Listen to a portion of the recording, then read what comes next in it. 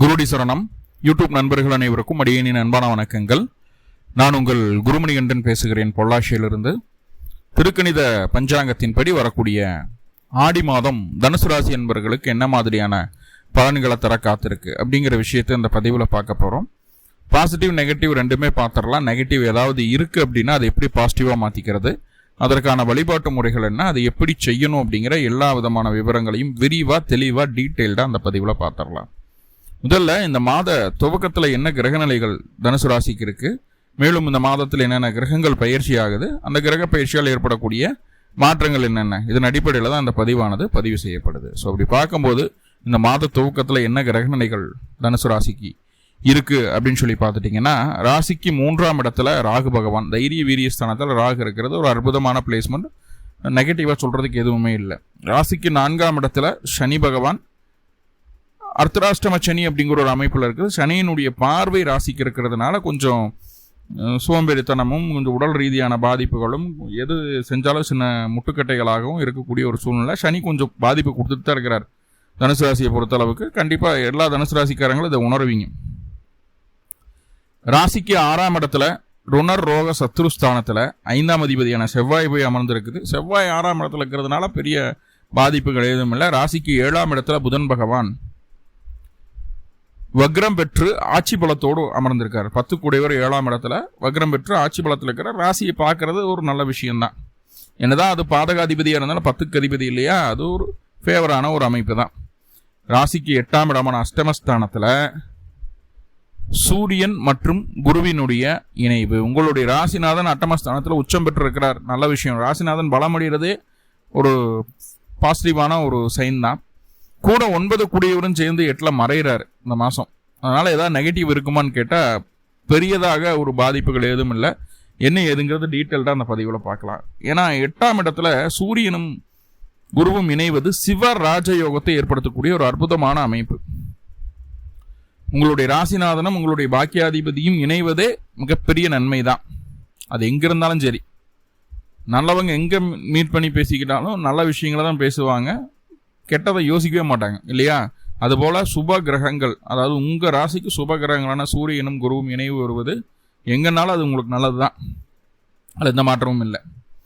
ராசிக்கு 9ஆம் இடமான பாக்கியஸ்தானத்தில் சுக்கிரனும் கேதுவும் இணைவு. ஸோ இதுதான் அந்த மாத துவக்கத்தில் இருக்கக்கூடிய கிரக நிலைகள். மேலும் இந்த மாதத்தில் என்னென்ன கிரகங்கள் பயிற்சி ஆகுது அப்படின்னு சொல்லி பார்த்துட்டோம்னா, ஆடி மாதம் 1ஆம் தேதி சூரியன் உங்களுடைய ராசிக்கு 7ஆம் இடத்துலேருந்து 8ஆம் இடத்துக்கு பயிற்சி ஆகிறார். இந்த மாதம் முழுக்க சூரியன் ராசிக்கு 8ஆம் இடத்துல தான் இருப்பார்.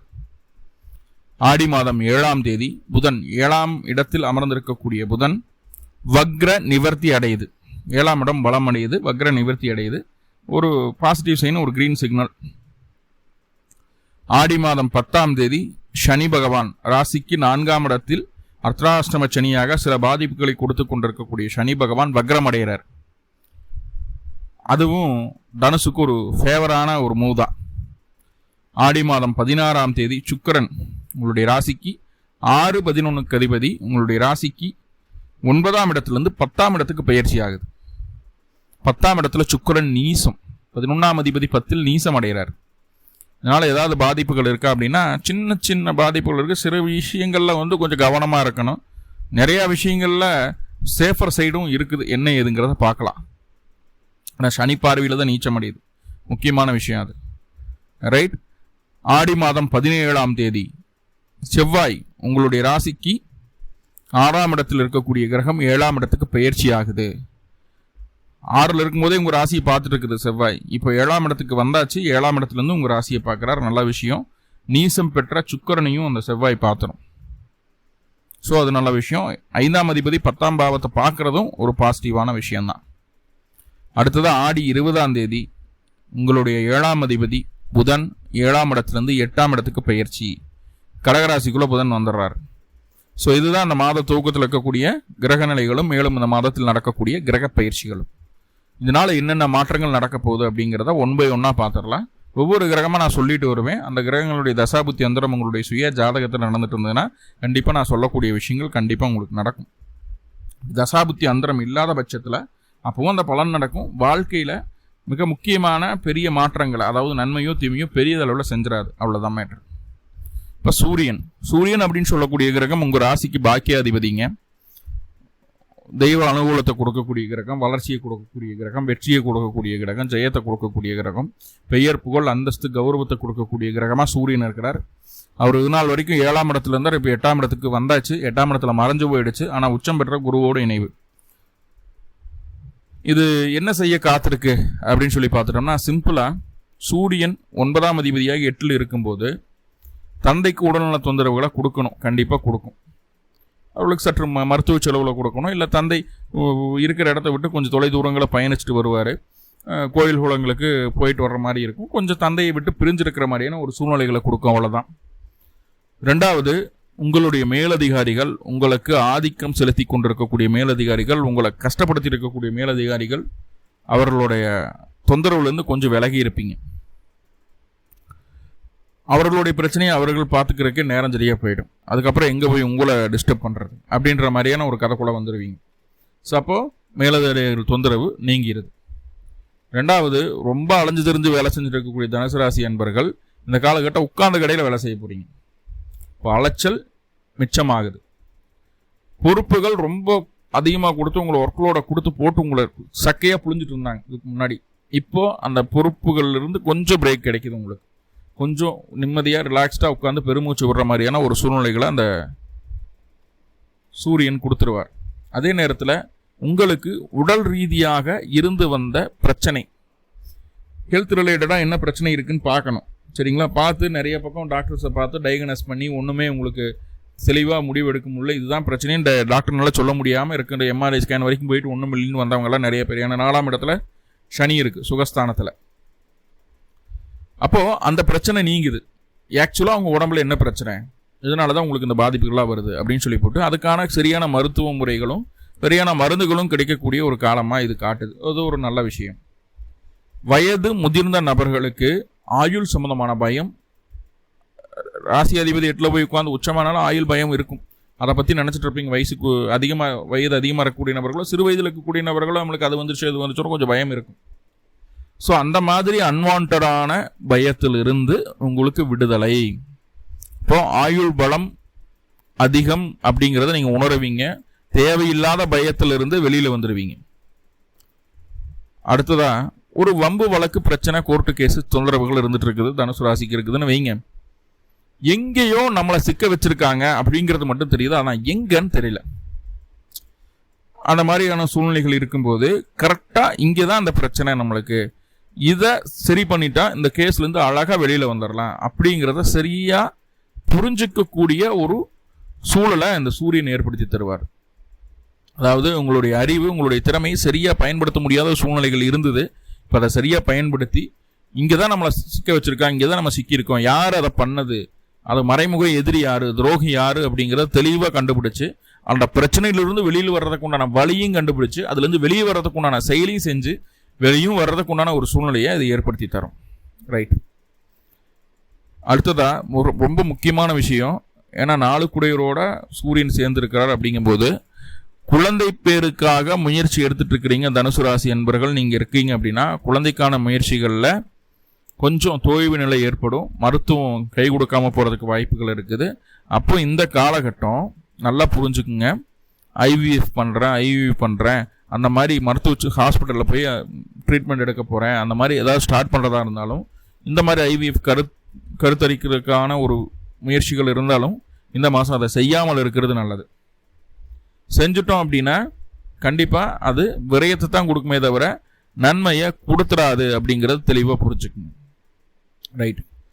அதுக்கப்புறம் ரொம்ப முக்கியமாக ஒரு எச்சரிக்கையான விஷயம் சொல்லணும் அப்படின்னா, பூர்வீக சொத்து சம்பந்தமாக எந்த விதமான பேச்சுவார்த்தைகளுக்குள்ளும் நீங்கள் ஈடுபடக்கூடாது. ஆல்ரெடி சம்மந்தமாக பிரச்சனைகள் இருக்குதுன்னா அதுலேருந்து வெளியே வர்றதுக்கு உண்டான சூழலை ஒரு ஐடியாவை கொடுத்துருது. ஆனால் இந்த காலகட்டம் நல்லா புரிஞ்சுங்க, இந்த காலகட்டம் அது சம்மந்தமாக புதுசாக ஏதாவது பேச்சுவார்த்தைகள் நடக்கணும், இல்லை பாக பிரிவினைக்காக பேசணும், இல்லை அப்பாவோட சொத்தை பற்றி பேசணும், அம்மா வழியில் இருக்கக்கூடிய சொத்து உங்களுக்கு வர்ற மாதிரி இருந்ததுன்னா அதை பற்றி பேசணும் அப்படின்னு சொல்லி முன்னோர்கள் சம்பாதித்த சொத்து சம்பந்தமான விஷயங்களை பேச்சுவார்த்தைக்கு உட்படுத்தும் போது அதில் உங்களுக்கு பாதிப்பே மிஞ்சுமே தவிர நன்மை நடக்காது. ஸோ அதுலேருந்து அப்படி ஏதாவது பேச ஆரம்பித்தா கூட அதுலேருந்து விலகி வந்துடுங்க. கொஞ்சம் எனக்கு வேலை இருக்குப்பா அப்புறம் பார்த்துக்கிடலாம், கொஞ்சம் யோசிச்சு சொல்கிறேன், இல்லை குலதெய்வம் கோயிலில் பூ கேட்டு சொல்கிறேன், அந்த மாதிரி ஏதாவது ஒன்று சொல்லி தட்டி கழிச்சிட்டு வந்துடுங்க. ரைட். அதே நேரத்தில் ரொம்ப நேர்மையாக கண்ணியமாக இருக்கக்கூடிய நபர்கள் தனுசு ராசி என்பர்கள். ஏன்னா குருவினுடைய வீடு அது. குரு வந்து எப்போதுமே தீமைக்கு துணை போகாது குரு, இல்லையா? அப்படி கண்ணியமாக இருக்கக்கூடிய நபர்கள். ஆனால் குரு 8ல் மறைஞ்சு 9ஆம் அதிபதியான சூரியனோட சேரும்போது காலச்சூழ்நிலையின் காரணமாக இதெல்லாம் நான் செஞ்சதே இல்லை, இப்போ அந்த வேலையை செய்கிறேன் அப்படின்ற மாதிரியான சூழ்நிலைகள்லாம் தனுசுக்கு வந்துருச்சு ஆல்ரெடி. அப்போது ஏதாவது ஒன்று பண்ணி நம்மளுடைய சூழலை நல்லபடியாக மாற்றிக்கணுன்ட்டு ஒரு முயற்சி எல்லாரும் பண்ணுறது தான். அந்த மாதிரி உங்களுடைய தகுதியை குறைத்து கொண்டு செய்யக்கூடிய வேலைகளால் நல்ல வருமானத்தை பார்க்க முடியும்.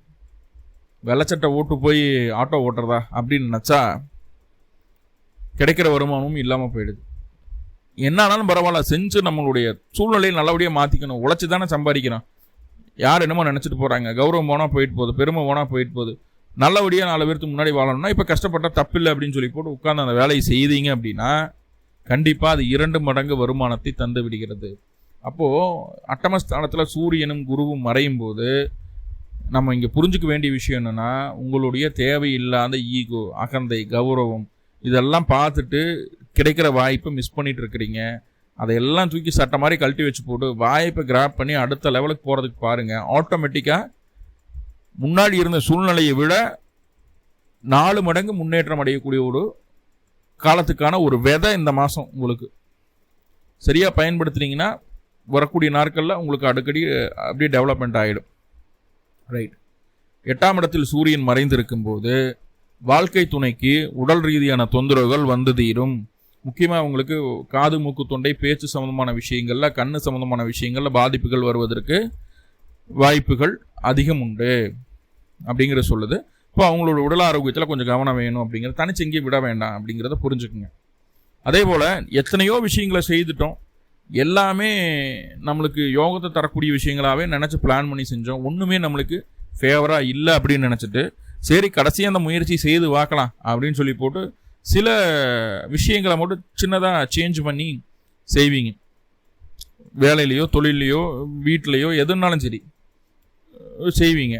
அது செஞ்சதுக்கப்புறம் பிக்கப் ஆகிடும். ஆடா இதுதான்டா ரூட், இதனால் வரைக்கும் நம்மளுக்கு தெரியாமல் இருந்தது அப்படின்னு சொல்லி போட்டு அந்த மறைபொருள் ரகசியத்தை கண்டறியக்கூடிய ஒரு அற்புதமான வேலையை இந்த சூரியன் செய்கிறார். நல்ல விஷயம், ஒரு பாசிட்டிவான விஷயம். அதே போல் மற்றவர்கள் உங்களை பார்க்கும்போது உங்களுக்கு உண்டான தோரணை கவர்ச்சிகரமாக மாறக்கூடிய ஒரு சூழ்நிலையை அது சொல்லுது. ஸோ அதுவும் நல்ல விஷயந்தான். ஏன்னா மற்றவங்க பார்த்து நம்மளை அட்ராக்ட் பண்ணணும் இல்லையா? நம்ம அட்ராக்ட் பண்ணாதான் ஒரு கடையை வச்சுருக்கணும்னா வாடிக்கையாளர் வருவாங்க, ஒரு கிளைண்ட் வருவாங்க, அவங்க மூலயமா அடுத்தடுத்த விஷயங்களை டெவலப் பண்ணி கொண்டு போகலாம். அந்த அட்ராக்டிவான ஒரு முக தோரணையும் அந்த அட்மாஸ்பியரையும் கிரியேட் பண்ணி கொடுத்தது இந்த சூரியன். நல்ல விஷயம் அது. ரைட். ஓகே. இந்த காலகட்டம் என்னன்னா உங்ககிட்ட அன்பா பேசி பாசமாக சொல்லி உங்களை ஏமாத்திட்டு போகிறதுக்கும் வாய்ப்புகள் இருக்குது. உங்ககிட்ட அதிகார தோரணையோடு செயல்படும் போது அவங்கள நீங்கள் எதிரிகளாக பார்க்குறது உண்டு. உங்ககிட்ட யார் அதிகாரம் பண்ணுறாங்களோ அவங்களுக்கு அடிபணியாமல் ஸ்ட்ராங்காக நிற்கிறதுக்கு உண்டான ஒரு வல்லமையும் உண்டு. காசு பணம் இருக்குது இல்லை அதெல்லாம் சரி, உங்களுக்குன்னு ஒரு தனி கெத்து இருக்குது இல்லையா? அந்த கெத்து இந்த காலகட்டம் வெளிப்படும். ஸோ எங்கே பெண்ட் பண்ணி போகணுமோ அங்கே பெண்ட் பண்ணி போகிறது அவசியம் அப்படிங்கிறத புரிஞ்சுக்குங்க. ஏன்னா ராசி அதிபதி அட்டமத்தில் இருக்கும்போது அனுசரிக்காமல் செல்வதால் நஷ்டங்கள் மட்டுமே மிச்சம் அப்படிங்கிறத புரிஞ்சுக்குங்க. அதே போல் குடும்பத்துக்குள்ளே சின்ன சின்னதான கருத்து வேறுபாடுகளும் குழப்பங்கள் வரும். குடும்ப நபர்களில் ஒருவர் அடுத்த கட்ட வளர்ச்சியை நோக்கி நகருவார் அப்படிங்கிறத சொல்லுது. குடும்பத்துக்குள்ளே புது உறவு, புது நபர்கள் வருகை தரக்கூடிய ஒரு சூழ்நிலையை சொல்லுது.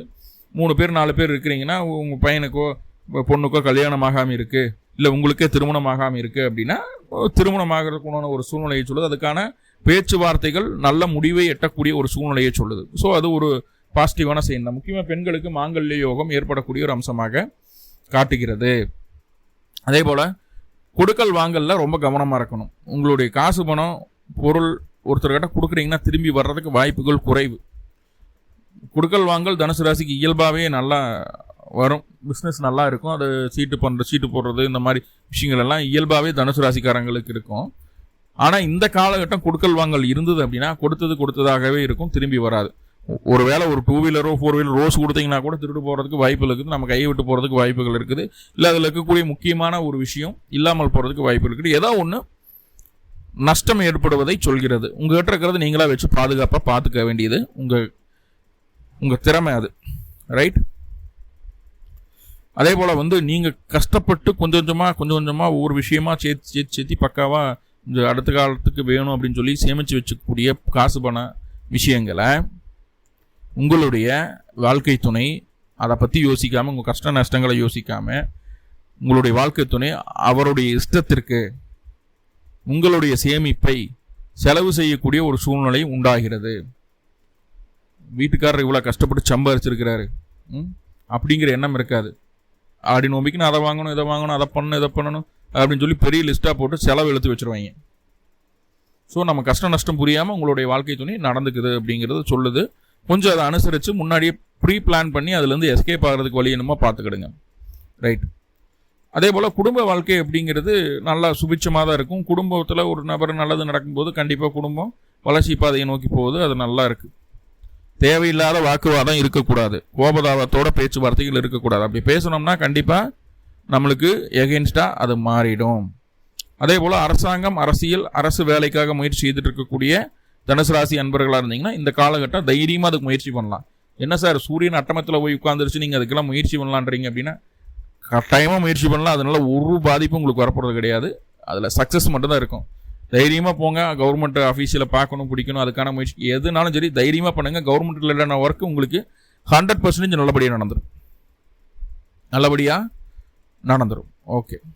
அதே போல் உங்களுடைய சுய முடிவுகள் இந்த காலகட்டம் நீங்களாக பார்த்து ஒரு முடிவு எடுத்து நான் அதை செய்கிறேன்னு சொல்லி சுய முடிவுகளை எடுக்கிறத முற்றிலும் தவிர்த்து கொள்ள வேண்டும். முக்கியமாக முதல் 15 நாட்கள் சுய முடிவுகளால் எதிர்ப்புகளும், தேவையில்லாத கடனும், உடல் ரீதியான தொந்தரவுகளும், விபத்தும் நடப்பதற்கு வாய்ப்புகள் உண்டு. சுய முடிவுகளை தவிர்த்து கொள்ளுங்கள்.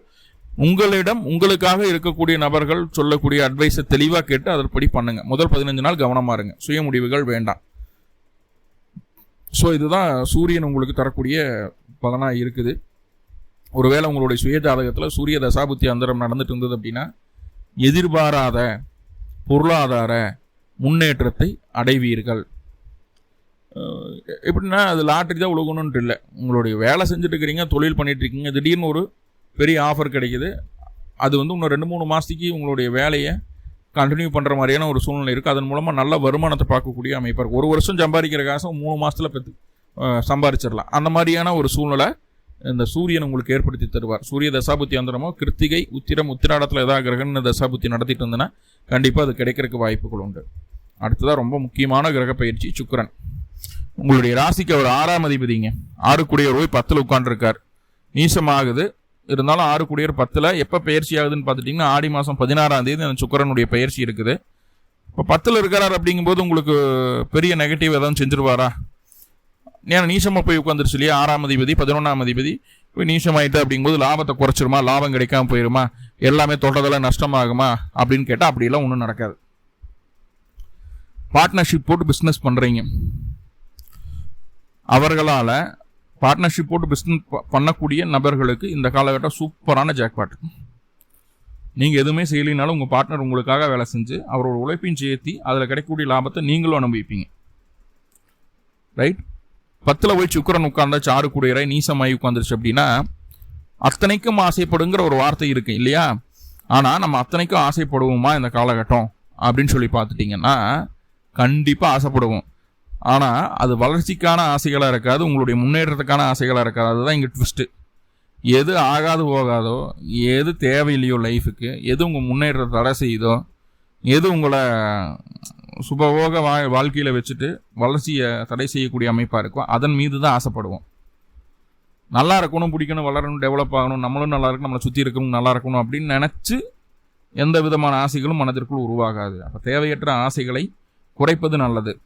அந்த இளம் வயதில் இருக்கக்கூடிய நபர்களுக்கு கணவனால் மனைவிக்கு எந்த விதமான சுகம் கிடைக்கல, மனைவியால் கணவனுக்கு எந்த விதமான சுகம் கிடைக்கல, கணவன் மனைவி பிரிஞ்சிருக்கிறாங்க, வேலைக்காக தொழில் ஏதோ ஒரு வகையில் மாற்றிருக்கிறாங்க, இந்த மாதிரி அமைப்புகள்லாம் இருந்தது அப்படின்னா உங்களுக்கு ஆசைகள் வேறு விதமாக மாறிவிடும். 10ல் போய் சுக்கிரன் உட்கார்ந்துருக்கு, 6 குடையராகி 10ல் உட்கார்ந்துருக்கார் அப்படின்னு கணவன் மனைவிக்குள்ள அது நல்ல அந்யோன்யத்தை கொடுக்காது. அப்படி ஆல்ரெடி அந்யோன்யம் இல்லாமல் இருக்குது அப்படின்னா 3வது நபரை தேடி செல்வதற்குண்டான ஒரு சூழ்நிலையும் வந்து விடுகிறது. அப்போ தனுசு ராசிக்காரங்க இதை கேட்குறீங்க அப்படின்னா கொஞ்சம் உஷாரா இருந்துக்குங்க. உங்க வாழ்க்கை துணை கிட்ட இதுக்கு முன்னாடி எப்படி இருந்தீங்களோ பரவாயில்ல, 16ஆம் தேதிக்கு மேல அன்பு, பாசம், ஆசைகள் எல்லாமே இல்லைனாலும் வர வச்சிருங்க. இல்லைன்னா விஷயம் கைமீறி போயிடுச்சுன்னா நம்மளுக்கு சிரமமாயிடும். அதை கொஞ்சம் பார்த்துக்கிட வேண்டியது இருக்கும். ஓகே. அதே போல் இயலிசை நாடகத்துறையில், கலைத்துறையில் இருக்கிறவங்களுக்கெல்லாம் கொஞ்சம் டவுன் கிரேட் இருக்குது. ஆனால் அந்த ஜவுளி வியாபாரம் பண்ணுறவங்களுக்கு, பால் வியாபாரம் பண்ணுறவங்களுக்கு, காஸ்மெட்டிக் வியாபாரம் பண்ணுறவங்களுக்கு, பியூட்டி பார்லர் வச்சுருக்கிறீங்க, இல்லை டிசைனராக இருக்கிறீங்க, சேரீ டிசைனர், போட்டிக்கு வச்சுருக்கீங்க, இந்த மாதிரி அமைப்புகள் இருக்கக்கூடிய நபர்களுக்கு நல்லா ப்ராஃபிட்டை கொடுத்துரும். 10ல் போய் சுக்கரன் உட்காந்து லாபாதிபதி இல்லை, நீச்சமானாலும் 10-11 தொடர்பு கண்டிப்பாக பொருளாதார ரீதியான லாபத்தை கொடுத்துரும். சுக்கரன் சம்மந்தப்பட்ட தொழில் செய்யக்கூடிய நபர்களுக்கு சூப்பராக இருக்கும். அதில் எந்த மாற்றமும் இல்லை. முக்கியமாக பெண்களுக்கு தேவையான பொருட்களை வியாபாரம் செய்யக்கூடிய நபர்களுக்கு, பெண்களுக்கு தேவையான பூக்கடை, மற்ற எல்லாமே மேக்சிமம் காஸ்மெட்டிக் எல்லாமே லேடிஸ் யூஸ் பண்ணுறது தான். ஸோ பெண்களுக்கு தேவையான பொருட்கள் வைத்திருக்கக்கூடிய அது சம்மந்தமான வியாபாரம் செய்யக்கூடிய அத்தனை நபர்களுக்கு நல்லாயிருக்கும். ஓகே. எதையாவது ஒன்று பண்ணி சேர்த்துடணும், சொத்து சேர்த்துடணும், காசு பணத்தை சேர்த்துடணும் அப்படிங்கிற ஆர்வம் இந்த காலகட்டம் அதிகரிக்கும்.